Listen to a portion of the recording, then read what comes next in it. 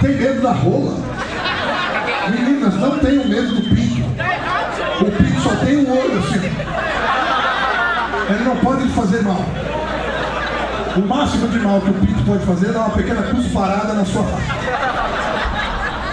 Aquela gozada na cara que você não esperava, né? Quem tá chupando tá contando com isso também. Bom, aí vem aquela porra na cara. Aí você faz o quê? Pega a sua bolsa. Só tem merda nessa bolsa, sai parado. Mas tem aquele lencinho umedecido. E você limpa a porra e volta a ser uma virgem. O problema é que às vezes a porra pendura no cabelo e fica aquele tererezão, sabe? Tem que você faz na praia e aí você não vê, porque tá aqui do lado. Aí você chega em casa, sua mãe fala assim: que porra é isso aí? Aí você fala: exatamente. É isso aí, mamãe. Porra.